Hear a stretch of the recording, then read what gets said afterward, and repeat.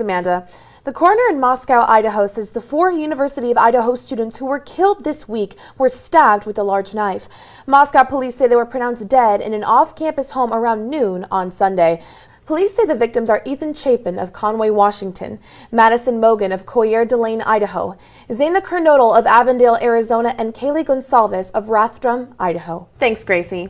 The University of Idaho was noticeably less bustling on Monday, with some students having returned from Thanksgiving break and others opting to stay at home. Yes, exactly, Sophia, and as I said before, our prayers and thoughts are with the families and friends of the victims. Florida firefighters are currently fighting severe wildfires spanning 3 counties in the Florida Panhandle. According to the Florida Department of Agriculture and Consumer Services, the fires began in Gulf County and has spread to the adjacent Bay and Calhoun counties just east of Panama City, a prominent vacation and spring break spot. The Florida Forest Service says the Bertha Swamp Road fire, the state's most visible wildfire, surged from 9,000 acres on Sunday to 14,000 acres Monday. Firefighters say only 10% of it is under control. People fled more than 1,000 homes in the area. On Thursday, for approximately 4.5 hours, Ginny Thomas, the wife of Supreme Court Justice Clarence Thomas, spoke with the House Select Committee investigating the attack on the U.S. Capitol on January 6, 2021. On the opening day of early voting in Florida, the race for the governor's mansion heated up on stage. In their first and only debate, Florida Governor Ron DeSantis and Congressman and former Governor Charlie Crist faced off Monday night in the Sunrise Theater in Fort Pierce, and they did not hold back. Today, Ron DeSantis is already taking applications for his workers in his second term, and former President Trump is saying he helped him win and could easily beat him for president in 2024. Thanks, guys. A newly released text chain from Donald Trump Jr. shows he was scheming to overturn election results days before the votes were fully counted. The House Select Committee investigating January 6 obtained text messages sent to House Chief of Staff Mark Meadows on November 5th. It lays out a strategy to keep Trump in office. This plan included filing lawsuits and advocating recounts to stop swing states from certifying their results. Thanks, Daryl.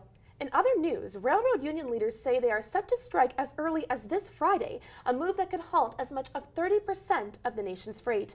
President Biden says he has talked with both sides, urging them to reach an agreement, and Congress is considering forcing a settlement. The unions represent 90,000 workers and are protesting what they call, quote, harsh work conditions. There is no mercy in Mariupol, Ukraine, as the Russian military recently raged through it, capturing thousands of residents and shipping them back to Russia. President Biden is now on his way to Brussels today in response to share his plan with allies about new sanctions and aid for Ukraine. From Teslas to tweets, it looks like Elon Musk is preparing to take on yet another endeavor. Twitter spokespeople say the company is selling out to Elon Musk for a $44 billion price tag. This move may grow the billionaire's business empire and put the world's richest man in control of one of the world's most prominent social media platforms. Is there a new Barbie girl in town? Or Barbie queen, I should say. Queen Elizabeth II has been commemorated with a Barbie doll produced in her likeness in celebration of her 96th birthday and Platinum Jubilee, which marks her 70th year on the throne. The Queen Elizabeth II Barbie wears a magnificent ivory gown with a blue ribbon embellished with royal ornaments inspired by one of her most recognizable looks. Her regal wardrobe is complemented with a magnificent tiara and matching accessories. The doll, which costs $75, may be the closest most people will get to obtaining a replica of the Queen's famous French tiara. Is it the start of World War III? U.S. intelligence officials now say they fear Russian soldiers will overtake the Ukrainian capital within days. This comes on the heels of people in Ukraine sheltering in subways and trying to flee the country after Russian bombings and troops marching on Ukrainian cities. Baseball is batting up with pink bats. The famous bat company Louisville Slugger is hard at work producing pink bats for Major League Baseball players to use on Mother's Day. It's all a part of the Going to Bat Against Breast Cancer campaign.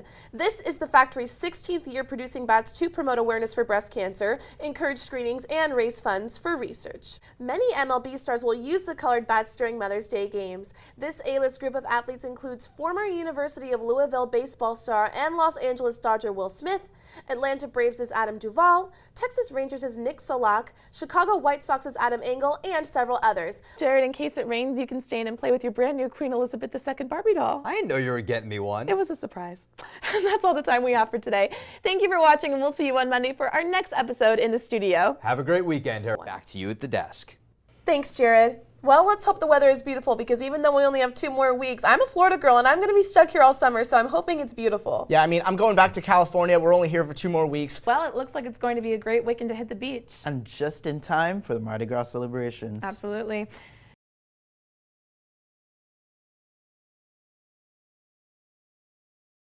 The former Bachelor winner showed off her game day look in a mirror selfie, as well as a picture of her purse that was adorned with rhinestones in the shape of the number 34, Funk's number. Stop, that is adorable. I know, right? Even though this is their first official appearance as a couple, social media has suspected the two of them were an item for some time now. Oh my gosh, that is so adorable. And the two were spotted at the Four Seasons in Valle, where Elliot proposed. The engagement looked very intimate. It was so beautiful. Can we also talk about that ring? It's stunning. I want one of those. Oh, you can say that again. Not the only influencer that has undergone a major life change. That's right, because now Kylie Jenner and Travis Scott have added an adorable new member to the family. Kylie, who routinely keeps her pregnancy life a secret, posted her and her newborn holding hands with a caption of a blue heart on February 6th. Kylie announced the baby's name via an Instagram story with the words Wolf Webster.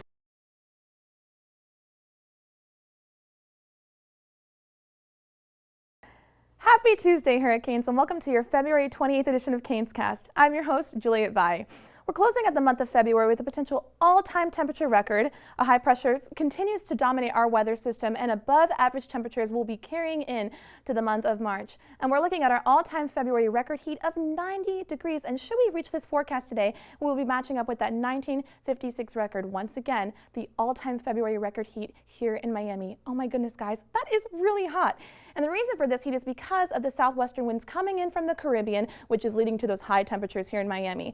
Additionally, we have a high pressure system over the Atlantic Ocean, which is contributing to that Florida heat that we all know so very well. Looking at our high temperature forecast, so the average temperature for this time of year is 79 degrees.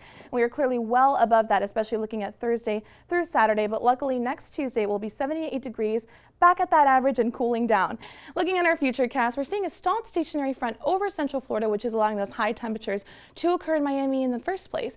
And looking at these green dots over here, that's indicating a slight shower chance, which is mostly going to stay in the interior portions of South Florida. Looking at our rainfall forecast, so Jacksonville and Orlando will be hit more so with aggressive storms. It looks like South Florida has a little bit of a break, that is until tomorrow, when storm chances are increasing throughout the weekend. Looking at today's forecast, it's 85 degrees. A spotty shower or a storm will be around, so we're getting hit with that heat and with that temperamental weather. But looking at tonight's forecast, we get a nice cool down to 77 degrees. It will be partly cloudy. The highest chance of aggressive showers and windstorms is happening, so just be safe and keep an umbrella out there.